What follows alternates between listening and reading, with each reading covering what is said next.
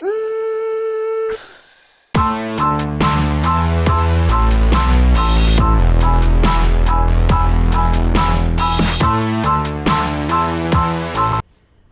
guys and girls, welcome back to Spoon's Whip. I hope that you're having an absolutely fantastic Gears of War week, and we have got more Gears of War 4 campaign gameplay that just dropped out 2 hours ago, and I've watched it several times, and I want to speak over a couple of the scenes in here, but I wanted to show you things that I've noticed after watching it several times and what they're talking about. So if you're looking for the full trailer without me talking, link will be in the description so you can click on that, or if you've seen it but you want to see the breakdown, that's what I'm about.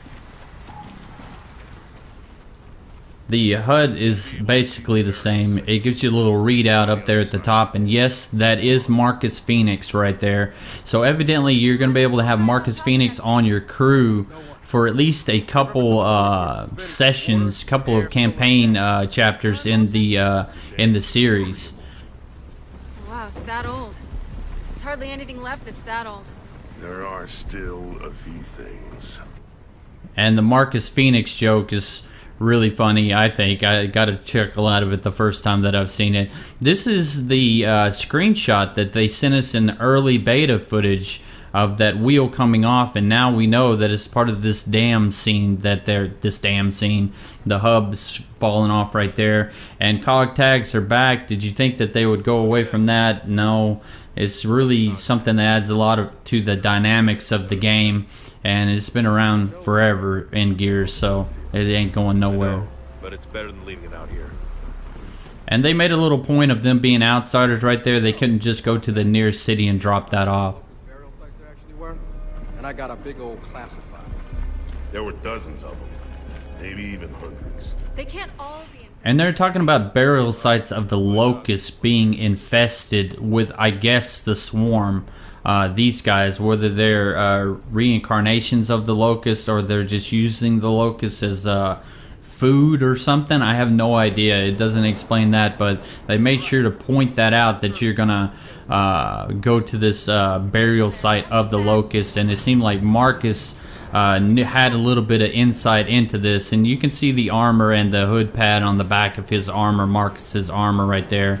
And one thing that I noticed, this is a real hallway part of the campaign. It doesn't really open up and spread out from the walls that are on the sides. The bubbles, the pus bubbles, the emulsion bubbles are all destructible as always. One thing I was kind of confused on, he's about to do a mantle kick right here, and there's a little button right there, right before you hit the Y. I don't know exactly what that is. Maybe it's the counter window for the locust to counter the mantle kick, because I know that that's the thing that you're able to do that. Here coming up, when he drags somebody across cover. Oh, by the way, this is a new execution right there. I still hope they have the golf swing in there, because that was a really classic execution. I really like that one. And he throws a nade into a hole. Now, are they coming up through the ground just like the locust did? Or what? I find that really confusing there. The shotgun's a little bit different. JD's the same. You'll see that cover grab right here, and there's no little button right before the execution. See, there was no little X symbol with the face on it right before that Y button. Frags are the same. This guy's not wearing any armor, so he might be classified. And you can see the hole right here, why it didn't kill that guy with the frag. Boom shot. Did they come up through that? You can see the little growth in there too, and how it's all clear on there. So maybe they did. Maybe this thing is making holes for these guys to go through, just like the locust. The weather effects, like I told you, is always going to be something that's going to be in this game. They made sure to point that out, and you'll see it affect things other than the environments in here, and it actually affects one of the buzzsaw kills that they get up here pretty soon. They made sure to point out all of the destructible environments. Shooting those orange little fence looking things lets these pipes go and kills these guys. Whole lot of wreckage. It looks like they were trying to rebuild something here for the dam, or this is remnants of the dam.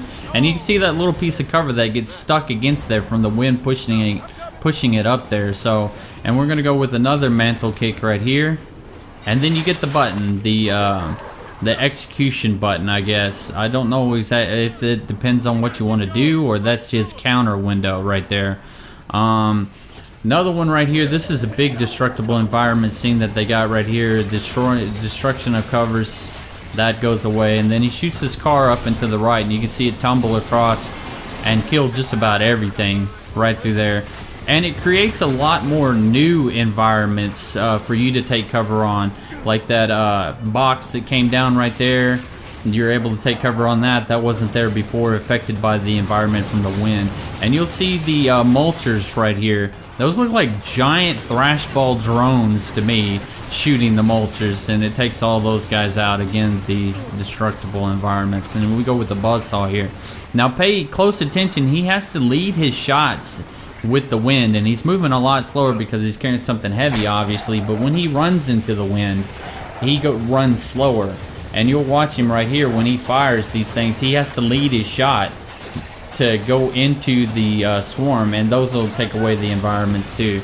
But you see, he missed that one when he aimed right on him, and when he moved off to the right, the wind carries it like a frisbee, I guess. So I think that's really cool. The downed airplane in the back, I thought that was a nice little touch. I don't know what that's to. Is it pre-war or something like that, or something that was down during the Locust? There's no bar there for people to come up and know it's two people. It's the handprints where it takes two people instead of one, just like Gears of War has been, but the little icon is different here.